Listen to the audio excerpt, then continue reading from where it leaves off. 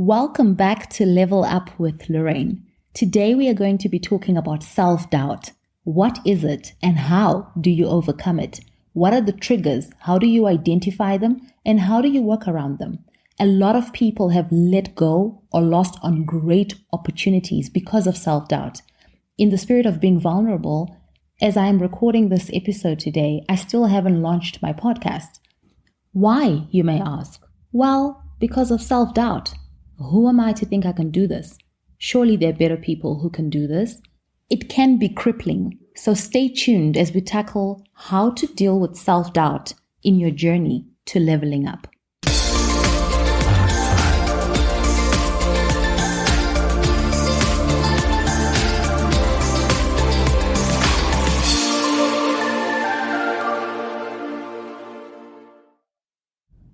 So, what brought this on is I was having a conversation with one of my best friends this morning, and we were talking. In fact, I was scrolling on Instagram and I saw this business page, it was sipping and painting. So a sip and paint business, and it's thriving, right? And a lot of people have been going there and sharing pictures on Instagram.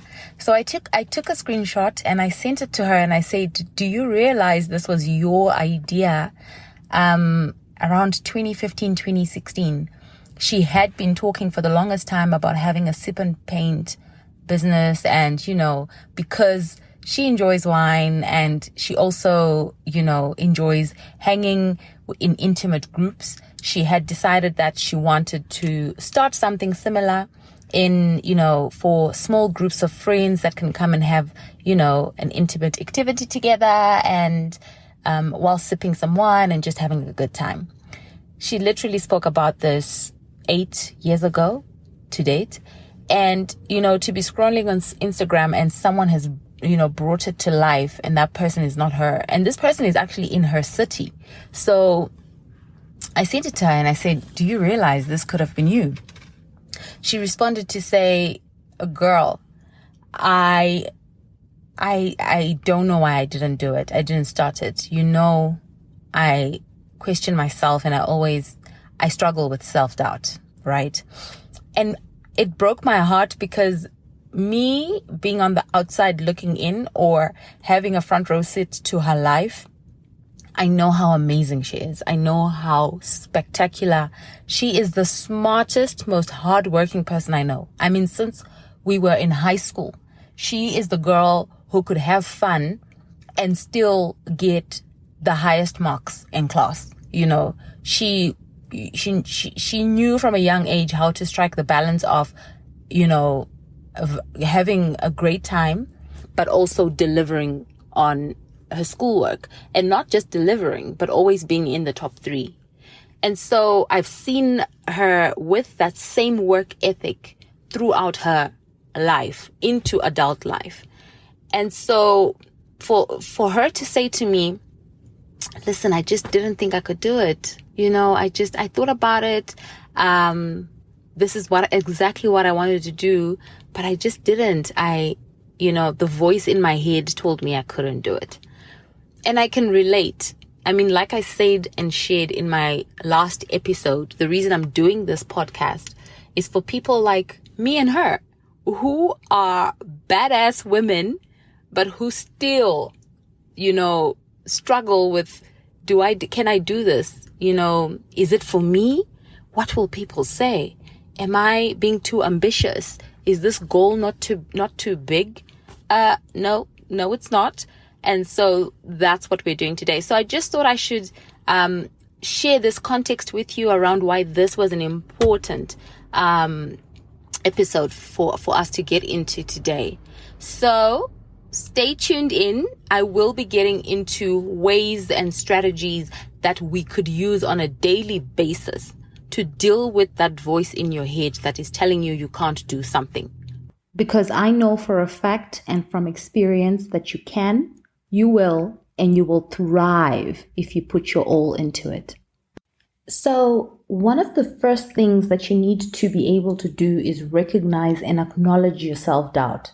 So when you are in a moment of questioning yourself, about to push back on a project, a new task or hobby, or something big, a new role that you've applied for, and it just feels like it's way above your capabilities or what you're able to do. The first step in dealing with this self-doubt is to acknowledge that you're actually experiencing it, and that ability to be able to talk to yourself and say, self, we are experiencing self-doubt. Let's acknowledge it. This is what it is. I'm doubting myself. This self-awareness is so important because it's the ability to recognize and accept what you're going through that will enable you to then deal with it and be able to apply the right tools to self-correct or change that feeling or situation. Do not ignore or suppress the feelings of self-doubt, because what that does is it accumulates into it's a bigger problem, right? It's a mammoth thing. You've banked all these feelings of self-doubt up until a point where you actually believe that doubt. You believe the voice in your head that you can't do it. And so the ability to be still in the moment and realize, accept, and embrace that this is self-doubt is powerful, because that is the first step to dealing with it. And once you've done that, the next step is to challenge your self-doubt. Once you've acknowledged this doubt and you realize this is what it is, you've called it out for what it is, you realize, you recognize it, challenge it. Ask yourself, what evidence do I have to support this doubt? Why? What is it anchored in? What is triggering it? Why am I self-doubting myself? And is this doubt based on facts or just the thoughts in my head and feelings? Because by being able to categorize whether it's feelings based or factual, again, that is a powerful way to be able to deal with this self-doubt. By questioning your self-doubt, you start to break down the negative beliefs that you're holding and that are holding you back, right? And so think about it. If it's factual, I cannot take this managerial job because I've never managed people. I'm scared. That's a fact. You've never managed people. But how do you learn, right? How will you ever learn to be a manager if you don't step into that role and assume it? So now you've dealt with that factual self-doubt, right? And then if it's feelings, I'm scared to step into the managerial role because I may fail. Well, now that is just your feelings, and you need to just get up out of them and do it, right? You need to now be active, mentally active and intentional in changing those feelings and starting to do things that will help you change that feeling. And how do I change that feeling, you may ask? Well, that's the next thing. Focus on your strengths, right? Instead of dwelling on your weaknesses, I've never managed people. Focus on your strengths. I'm a people person. I build and maintain relationships. I love to research and learn. Those strengths are what will make you a great manager, because as much as you're stepping into that new role, new job, whatever it may be, you have the skills to be a great manager, and you will use those skills to set you up for success.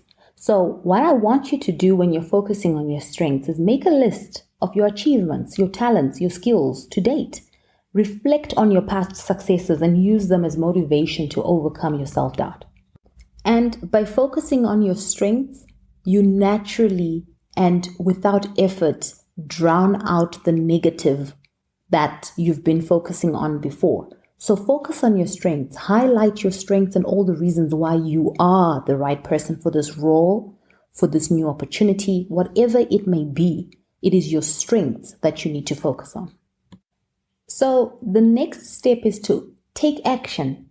And what that means is sometimes taking action is the best way to overcome self-doubt. So again, using the example of becoming a manager, if taking action means speaking to other managers, what that will do is be able to understand their journey from when before they were managers to now that they're managers. How did they step into that role without prior experience? How did they use their strengths and skills to their benefit to be able to succeed in this new role? And so it is very important to take action, because those are the small steps that will lead you to a big win.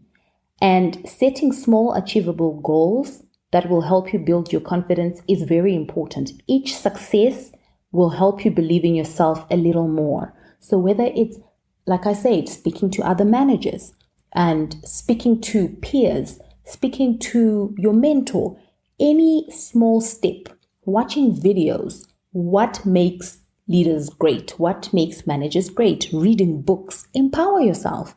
Each of those steps will build up to you being able to feel much better and build up your confidence. An important follow-up to this, and I cannot say it enough, I think this should be your mantra in life: practice self-compassion. Be kind to yourself. Extend grace to yourself. Do not be harsh on yourself, right? Be kind to yourself. Don't beat yourself up for experiencing self-doubt. It happens to the best of us. It happens to everyone. Instead, practice self-compassion. Be able to speak to yourself. And like I said, acknowledge, realize that this is self-doubt, and start to talk yourself out of it. And be kind. Use kind words, reaffirming words, and build yourself up. Another important part of dealing with self-doubt is seeking support. So look for someone that you trust and share with them about your self-doubt, and share your thoughts and feelings with them. It has to be someone you trust, someone you can trust with your feelings, and that you can be vulnerable with, and you can fully share your experiences with. They may be able to offer a different perspective and help you find ways to cope with your self-doubt. And I really want to give a live example here of myself. So in my previous job, I worked for what I would call a narcissist. And, I spent 2 to 3 years in that role. And that environment, that leader broke my spirit, right? I left that role or that environment with very little self-regard, and I was just unsure of myself, which is very unusual for people who know me. I am quite confident, particularly because I have 13 plus years in my field. I know my stuff. And so to have stepped into this new role, and I would over-consult. I couldn't make decisions. I struggled with analysis paralysis, because in that old role, in the toxic environment, that leader would not allow me to make decisions. It was not a democracy. It was very, top-down approach, where you were told what to do and there was no autonomy. You couldn't make decisions. And so again, that paralyzed my confidence. And so I'm saying this to say, it took a friend of mine who knows me so well, who I was working on a project with, to call me out. She literally called me out and she said, "Lo, do you realize that you've done 1, 2, 3 in your past? Do you realize the accomplishments that you have? Do you realize the achievements that you have under your name? And why are you in this position? Why are you questioning yourself?" And so this is when I started to seek counsel and support and be vulnerable with this particular friend, who then helped shift my mindset, shift my way of looking and working, and helped me rebuild my confidence. And it really is that which I'm talking about in terms of seeking support and talking about it. So it's not just about acknowledging the self-doubt, it's also owning it, talking about it, and actively working on getting rid of it. And before I go on, I will definitely share an episode in the future where I talk about toxic environments and how to get out of them before they ruin you. Okay, so another tip on how you can deal with self-doubt is to challenge your negative self-talk. Negative self-talk can fuel self-doubt. So really this is the opposite of focusing on your strengths. This is you then making sure that when the negative thoughts or self-doubt creeps up, that you actively challenge it. Pay attention to the things you say to yourself and challenge any negative thoughts or beliefs. Replace those with positive affirmations. And lastly, celebrate your successes. Remember to celebrate your successes. No matter how small they may seem, recognizing your accomplishments will help you build your confidence and overcome self-doubt. And so celebrate those small achievements, whatever milestone that you hit. Make sure to make time to acknowledge it, celebrate it, and build your confidence. Remember that overcoming self-doubt is a process, like anything else in life. So be patient and kind to yourself. With time and practice, you can learn to overcome self-doubt and achieve your goals. If you're hearing this message, you've listened to my new episode all the way to the end. For that, I am truly thankful.